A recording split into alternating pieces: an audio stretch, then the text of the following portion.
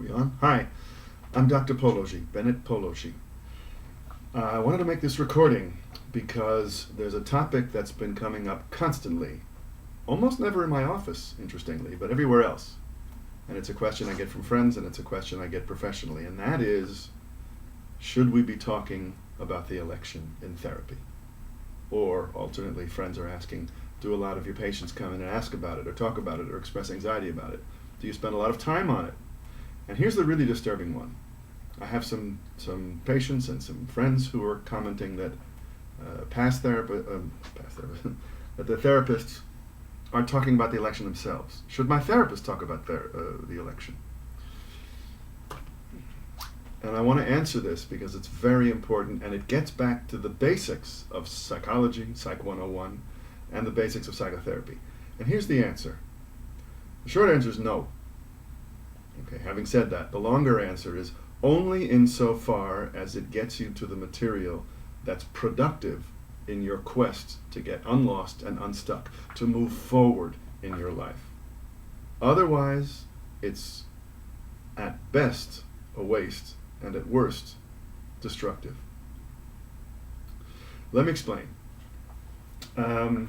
Those of you who read the book I wrote, which came out this year, which is called Stop Lying, Getting Unlost and Unstuck in Your Life, and you can Google that and blah, blah, blah, know a case called Sandra. And any of you who saw the TV and the radio interviews I've done, I've mentioned this as a good example.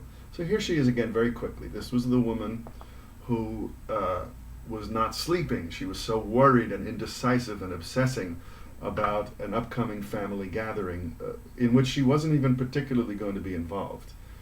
And she's a very high-functioning person, and yet, she couldn't make this simple decision about how far to go with helping people.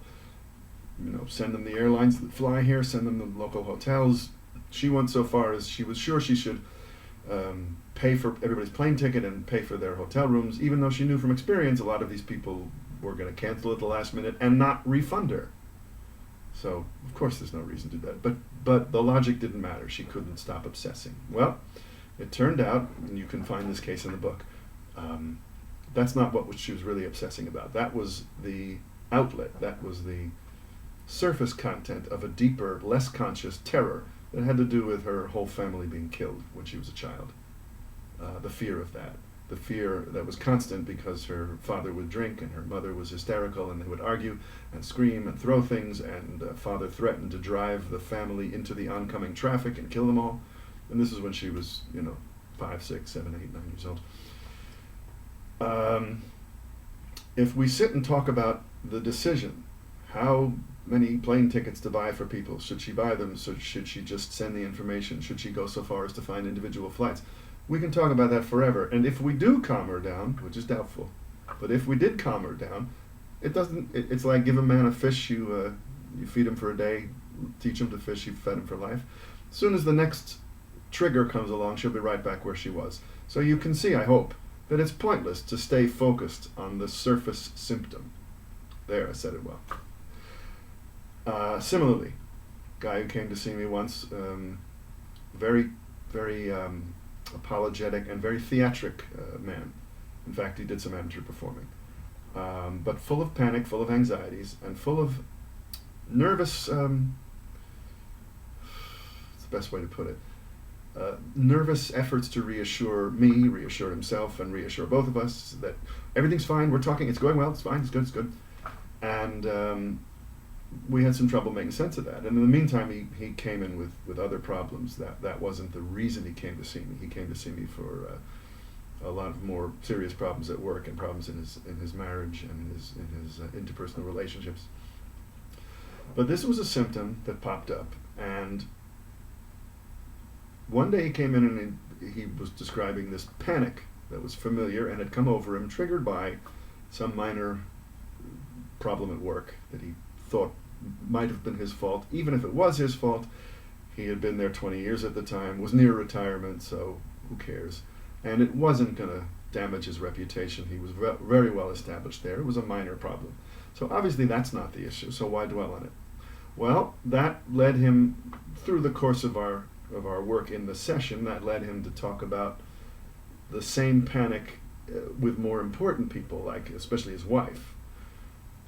And even there was a sense that I had, and I can't give you the details in this short video, there was a sense that that doesn't explain the panic, the pervasiveness. It had been with him all of his life, popping up now and then. Out came a memory of childhood from when he was 5 or 6 years old. And in that memory,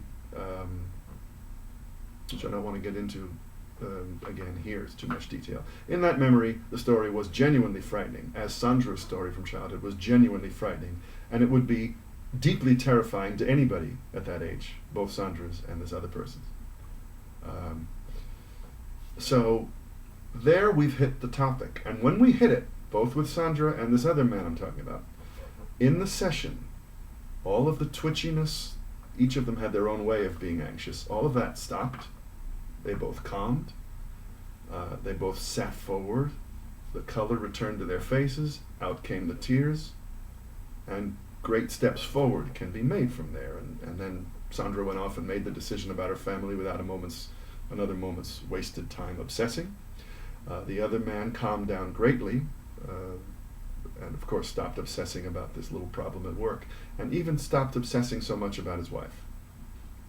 So this is why you talk about any particular symptom. It's to move it into the areas that you're less aware of, which are the things that are really causing your problems. Because these other worries are not the real problem, as most of the time we can tell at some level, even though we can't stop the obsessing or the worrying. So that brings us to the election. Why talk about the election? Isn't it an important topic? Well, of course it is. Are there some genuine anxieties about the state of the country? Of course there are. And I'm not talking about my beliefs now. And that's another point. Your therapist shouldn't be burdening you with his or her beliefs. Regardless of my beliefs, your anxieties may be very well founded based on the things going on in the country today. I know people who have made sure their passports are in order and have even moved money overseas. These are serious steps you can take. And I know lots of people who have become very active politically, even people who weren't before, joining marches, contributing money, spending time contacting senators and congressmen, writing letters, making phone calls. These are things that one does in the real world because the real world, the election, the state of the country, is a real problem to you. But if you're stuck on it, if you're spending a lot of session time talking about it, then I promise you it's a cover for something else. And people have told me this. We've had that happen here in the office, and a couple of times with friends where they realize, oh, this is the same feeling I had in grade school when I was marginalized, at home when I was marginalized, bullied, terrified, deeply, shunned. And don't forget, when you're a little kid and you're shunned or marginalized in any way, it's deeply terrifying. Your life depends, especially emotionally, but physically as well, depends on those people to take care of you, on belonging. So that explains, the depth of the terror that comes sometimes. If you get to those issues, of course, talking about Trump as president is incredibly productive.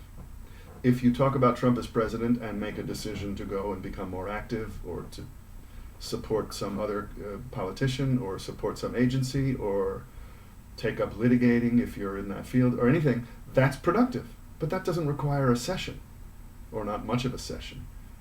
That's dealing with a problem in the real world that you don't need therapy for. Therapy is about getting you unlost and unstuck. So if you're talking about the election, or God forbid your therapist is talking endlessly about the election, then you're stuck. And you need to get, with the help of your therapist, hopefully, move forward, move into why you're really stuck, move into the topic that's really sticking you.